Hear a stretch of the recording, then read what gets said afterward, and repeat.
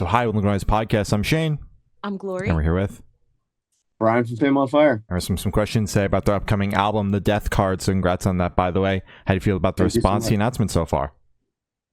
I'm absolutely stoked. Finally happy that we get to talk about this and people know that we have an album coming. I know a lot of people were like, they're speculating that we had an album coming, and it's usually right when an artist starts dropping music that an album's on its way. Yeah. So I'm just really happy that we get to finally talk about it, and we're getting pretty close to it coming out. And I'm excited that people finally get to hear the work that we've really been putting in. Hell yeah. The album's awesome. Been patiently waiting for this one, hearing the singles on Spotify and on Octane. So finally getting to spin the record this morning. I was stoked. It's so good. Thank you. I really, really appreciate it, guys. Of course. Yeah, of course. Finally actually being able to see the track list and listen through. So fucking happy with it. I think it's incredible. And me personally, I fuck lightly with tarot cards. So it's really exciting to see all the track listing and stuff. Curious to see and to hear how you were able to pick which major Arcania cards you wanted to feature on the track listing. Right. So the big thing is that we didn't want to just kind of throw random names on random songs. Mm-hmm. We really wanted everything to have its own true identity and individual meaning. Mm-hmm. So, the Lovers, Suicide the Lovers, like that card represents that song and the whole meaning of that song. Mm-hmm.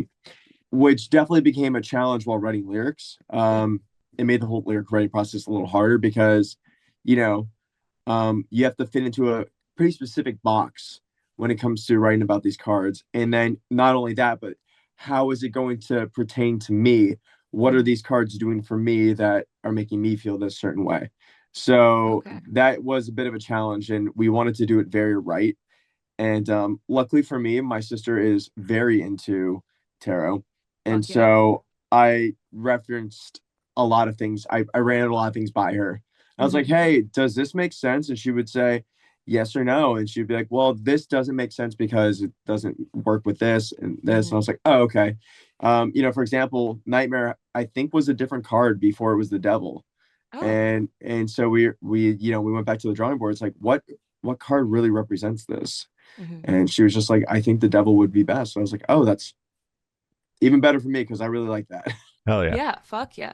And you have 12 tracks, 10 of them are major Arcania. Curious if you're going to work in the remaining 12 major Arcania tracks with possibly B-sides, any additional releases to kind of work those extra ones in? Nothing planned for it. Okay. The only reason there is we didn't do all of them is because, well, it'd be a lot of songs. And also, like I said, the cards needed to fit the theme of the song. So Gotcha. Hell yeah. Makes sense. So is there any meaning behind the album title and cover art? I know we just covered it, but I want to know why that specifically is the title. Yeah. We had the title pretty early on because we came up with the concept of using tarot cards, and we're like, okay, well, if we do this, we need to do it right. We really can't leave any stone unturned with it. So what does the death card mean? Because, it's kind of like the famous one. It's like, oh, you pulled the death card. What does that mean? Yeah. And then we quickly realized that it doesn't so much mean like, oh, you're dying or anything like that. It means that you're closing one door off and opening up another. Yep. So it's like you're killing off your old self in a sense. And we're like, that's really cool. And during the time that we were working on the record and working on everything, a lot of things started to change for us as a band. Like, we stopped doing a lot of covers. We stopped working with a lot of the people that we were working with. A lot of things in our lives were just changing. And, it was all for the better. And it felt like we were closing off. And honestly, we did. We closed off this chapter in our lives of old Fame on Fire. And we're welcoming in this new chapter of new Fame on Fire. So when we started realizing that that's what the death card meant, we're like, this is tight. Yeah. Like, this is everything that we want. This is what the album is. Yeah. Hell yeah. And then the cover art. The cover art, we wanted something that was very mysterious and creepy in a way, yet familiar. the art is just it's just having like artistic vision. We wanted this like creature, this like ghoul like creature, um, and we wanted them to just be as creepy as possible, but also that you can like kind of make it out. I Yeah. don't know. We just thought it was something cool to incorporate in all of it. Yeah. Love it. Hell yeah. Wonderful. So can you tell us a little bit about your writing process for the album? The writing process on this one was very much um Paul Blake and Alex, they would work on the instrumentals and then they would bring what they were working on to Eric Ron, and then Eric Ron would help us like form all of that together. Eric Ron is very much a centerpiece of all of this. He was kind of like a fifth band member in a sense while making this album. Um, so we would have these really cool instrumentals that we would work on, and then we would go into the studio, and then I would be at like the Airbnb, and I would just be working on lyrics. I'd be working on different melodies, and then I'd bring it in, and then I'd work them out with Eric Ron. So we would sit in the studio and we just write many different melodies. And if the melody wasn't good enough, we would kind of be like, hey, this isn't good enough. Or if the lyrics weren't good enough, they'd be like, we can dig a little bit deeper. Like, let's keep going deeper on it. So there was definitely a lot of like pushing on this one. And I was like really grateful to have somebody to like run all of my ideas off of. Because, you know, I have my bandmates, but also like they're my bandmates. They're not like this exterior source that has, you know, some pretty profound success within the industry. So being able to run like ideas off somebody that has had a lot of success, such as Eric Ron, was definitely a very big deal for us and made the writing process a little bit easier because he could kind of keep us on track. So that was fun. Hell yeah. That's awesome. So was the record written entirely like in the studio with Eric Ron? No, not entirely. There was definitely a couple of songs that we just kind of brought like fully done. Well, not fully done, but like pretty close. There's a couple different writers that we worked with because, you know, collaboration is kind of king out here. Yeah. The Lovers, we worked with Dan Hynek, which he was awesome. I really liked working with him. And then we also worked with our friend who we grew up with, who lives in LA now. His name's Matthew Marino. He worked with us on a lot of songs. He worked with us on Nightmare. Yeah. And then there's songs like Chains, where we brought that in kind of fully done. And we are like, hey, this is what we got. And that was one of those songs where that song went through maybe a melody or here change, like one or two, and a couple lyric changes. But other than that, it was pretty complete. Gotcha. That makes sense. Fuck yeah. And was it more intimidating or kind of inspiring working with someone who has more success and experience in the industry? It was definitely inspiring. Yeah, I don't know. I didn't get intimidated by it at all. It's just one of those things where it's like you think in your brain that this is the natural progression of your career as a artist, is that you're going to eventually work with a producer, because we've done everything self-produced up to this point. So it's like, okay, well, let's get a producer this time. So we knew that we wanted a producer. Didn't know who was going to be the guy. We basically went on a Hollywood speed date with all these different producers, and ultimately we're like, Eric Ron is the man, so let's go with Eric Ron. Gotcha. Hell yeah. Sounds good. All right. So what song off this album took longest to write, and which one is your personal favorite? I almost want to say Habits, but I don't think it was Habits. But Habits did go through like a revision, but then we didn't go with the revision, which is weird. So Habits wasn't the longest to write. All right. Maybe, I don't know. Like they all relatively came pretty quickly, but I would probably say Spiral. Spiral was the quickest or the slowest one to write. Just because, and it wasn't even the melodies, because we already had the melodies pretty much done. That was another one where like the melodies were pretty much done when we went in. But that song, I reworked the lyrics so many times because because I was like, this needs to make sense, and it wasn't making sense. So I reworked the lyrics so many times on Spiral, which is annoying, but like ultimately it came out the best that it could have. So I'm really happy with that. But my favorite, I don't know, I have two that I like struggle with. Nightmare is not my favorite. I do love Nightmare, but it's not my favorite, and I love the meaning of Nightmare. But my favorites are Chains and Suicide. Nice. Because I just think Suicide has such like a cool lyrical concept to it. Like it's like taboo these days to write a rock song about love, but I don't know. It's a fucked up turn. Like it's a twisted version of love, but it's still a Yeah. love song nonetheless. Yeah. Exactly. Listen, Yeah. we need more love songs in rock and metal. Everything's about how sad and depressing things are. We need some uplifting stuff, even if it's fucked up and weird and version Yeah, of it. yeah, exactly. I totally Yeah.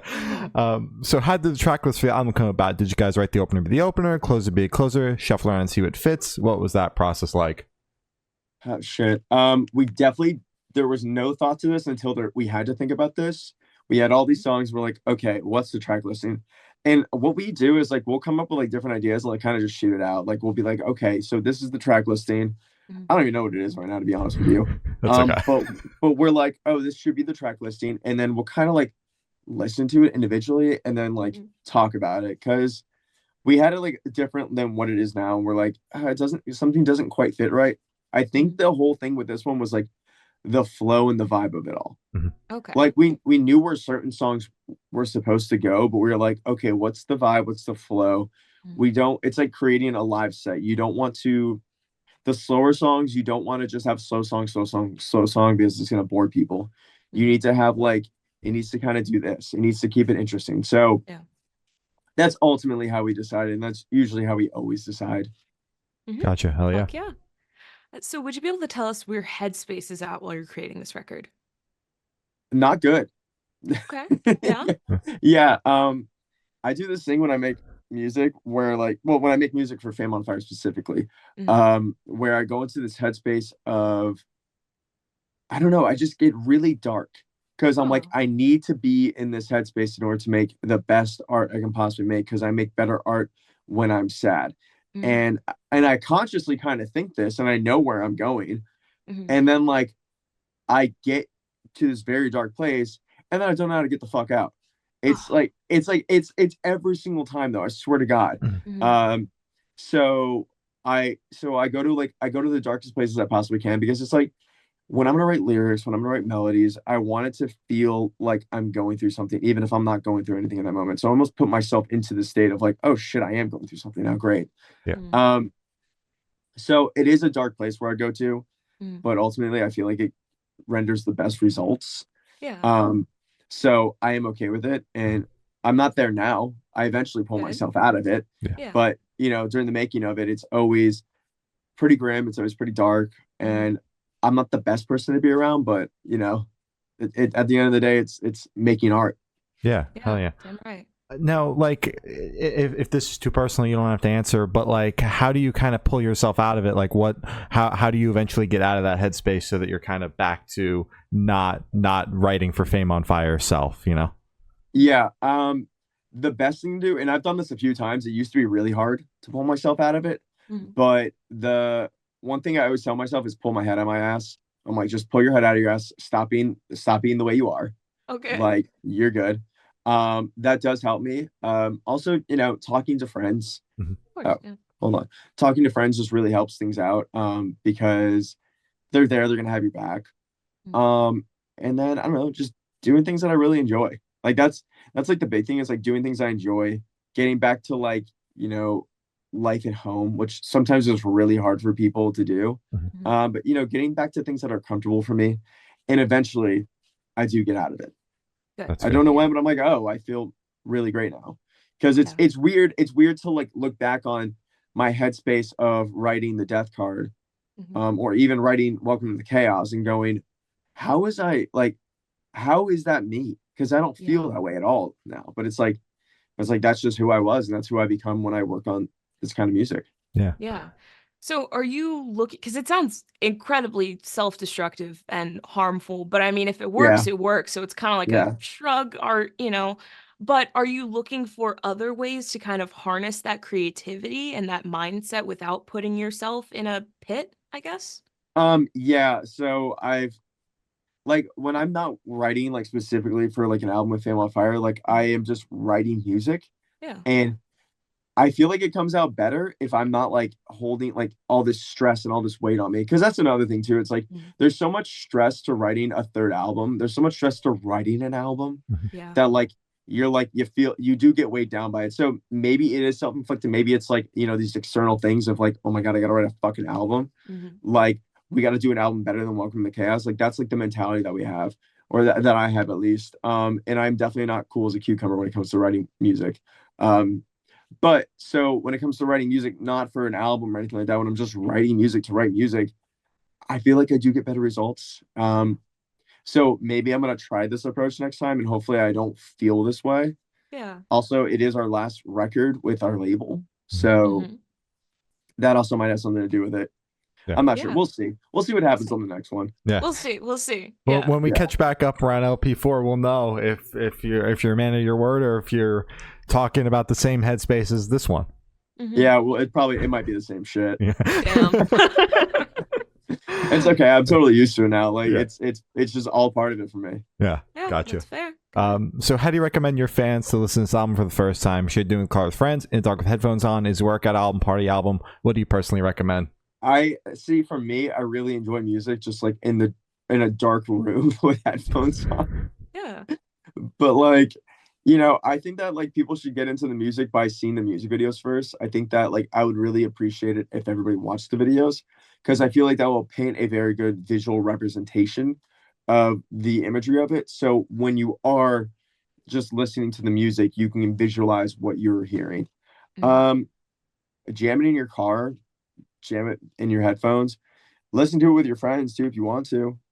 If you listen to it at a party, that might be a little weird. But I think that honestly, like I like listening to music by myself. And that's where I really like enjoy music, is just kind of being by myself in my own headspace, whether it's like, in my car, laying in bed, or like, in an airplane or whatever. Like listening to music by myself is where I get the most enjoyment out of it, where I got no other distractions. So I feel Mhm. like that would be the best way to listen to it for somebody else, but also everyone's different. They might find comfort in jamming it with their friends. So by all means, do whatever you want. Hell yeah. True. Fuck yeah. So this one should be super, super quick off the top of your head. I want you to describe this album for new listeners in 3 words. No more, no less. Okay.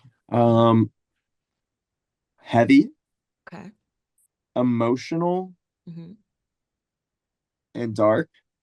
Oh, okay. Those are good. Hell yeah. Yeah, the last one sounded like it had a question mark on that. Are you sure about that?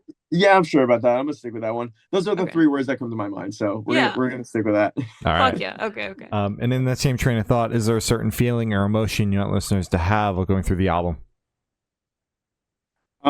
No, no. I want people to go on their own emotional journey with it. I don't want anyone to feel any sort of way besides the way that the music makes them feel. Yeah, that's fair enough. Damn right. So, are you able to touch on any particularly challenging or standout moments during the creation of this album, positive or negative? Yeah, as people, we tend to remember all the negative shit, so we'll start with that. I do remember that this album was like crazy on me vocally. Mhm. Recording it was like a lot. So Eric Ron, I don't know like what his like, I don't know if this is like a game plan he has or whatever, but like he was definitely able to push me. Like there was a breaking point and then he would push me past my breaking point, because I was Damn. just like, yeah, because I was just like kind of hold on, like, and be like, I can do this, I can do this, I can do this. But it was fucking hard recording like these vocals. Like he kept telling me, no, that's not the way we're doing this. Like you have to do this better. God damn. It was everything could have been better. Everything can be better. It can be better. It can be better. And then he would get these really good takes out of me. And it's just like, and it's like, it got to a point for me where luckily he was around where he was just like, no, this is exactly what we need. But I was just like, nothing's good enough anymore. So it's like, Wow. yeah, he pushed the shit out of me. He pushed the absolute shit out of me. And like, I'm really grateful for it because it definitely made me a better singer and a better performer. Mhm. But shit, like I would be in that vocal booth for so long, singing the same line over and over and over again, trying to get it, like, and just like feeling like I'm getting nowhere. But like, it's because it wasn't good enough. And like, when I was in those moments of recording the album, I was like, I feel like this is good enough. I feel like this is how I sound. He's like, no, it's not. He's like, we do so much better. That's So we insane. just kept doing better. That was kind of like the theme of it. Eric would tell me, he's like, no, you can do better. You can do more. You can do better. Like lyrically, melody, performance, all these sorts of things. Like it could just be better. And, without that though, I don't think the album would be what it is. So Yeah. like that's one of the things I remember. Another one is I do remember writing like a stand-up moments, like just writing lyrics in the dark and like literally having like my iPad up with like a tarot card like meaning, like fully just diving into that, and then having my laptop next to me just writing lyrics down, like writing lines down of things I thought were cool. Yeah. Yeah. There's so many things. What else happened? I remember we would eat a lot of burritos during Nice. All right. Cali burritos. That was fantastic. Mhm. And then also liquid deaths. So Fuck yeah. our manager is, I'm not sure exactly what he does for liquid death. I think he might be like some sort of like investing partner or something, but he can send out just pallets of liquid deaths, like 1,500 cans. Oh my God. And every single day I would go to the studio. Like he sent Eric Ron 1,500 cans of liquid death. So every day at the studio, I would just drink like 3. Yeah. And like that was all we did. So the I entire drank so album is many just fueled death. by liquid death. The entire album is fueled by liquid death, Mhm. burritos, and Dave's. Dave's Hot Chickens. Wow. Wow. That's fucking awesome. Yeah, It's a that's recipe for literally. success. It was fantastic. I loved every moment of it. Hell yeah. Hell yeah. Aw. And for the last couple questions, going to shift completely away from music. So, if you could be one animal for the rest of your life, what animal would you be and why? Fuck. I was gonna say dog, but I feel like it'd be a lot more fun to be like some sort of bird, like Mm. like a parrot or some shit. That'd be Because fucking awesome. yeah, like I feel like I can talk shit still. Yeah. I could say some shit, and then also I can fly. Yeah. Win-win. Like, yeah, I feel like that'd be the best. I mean, like, being a dog would be nice, but like if you're a dog in like the wrong area, it's not that nice. You're fucked. So I mean, like a bird, you're just fucking free. Mm-hmm. Damn So right. yeah, I'm gonna go bird. All right. All right. And if you could have lunch with any celebrity or artist, dead or alive, who would it be and why? Oh, first one that comes to mind is Chester Bennington. Yeah. Yeah. Yeah, I feel like him and I would have a lot in common. Yeah. Like, and I feel like it'd just be a really cool conversation. Mm-hmm. That's Yeah. good. Hell Good yeah. pick. And for this last question, boom, you're on a desert island. You can bring one movie, one album, and one person. Who and what are you bringing? One movie. I wouldn't want to bring anything that's psychological. So one of my favorite movies is Inception, but I wouldn't do that because I feel like that was just, I feel like that eventually really fucked me up. It'd have to be like a happy movie. It'd probably be like Castaway. Okay. Uh-huh. Fitting. I would Okay. do Castaway. Like, give me some hope. Mhm. One album would probably be Avenged Sevenfold, self-titled. Oh, damn right. That album's so fucking good. Yeah. Yeah. I listened to it recently. I was like, damn, this shit's so good. Yeah. Let's see. And then one person, I'd probably bring my girlfriend because I feel like we could figure this shit out together to get off the island. Unless I'm on it forever, but still having her by my side would be pretty fun. Yeah. Yeah. There you go. That's good. So I'm gonna go with her. Awesome. Yeah, good pick. Good pick. So as I said, that's all the questions I have today. Is there anything that you would like to plug? Album out September 6th. It's called The Death Card. If you don't want to listen to it, that's fine. No hard feelings, but come to a show then. Oh yeah. Yeah. All right. Come see us live with Wage War. Hell yeah. Mhm. All right. Well, thank you. So now it's been Brian from Fame on Fire, and we have been the Good Noise Podcast.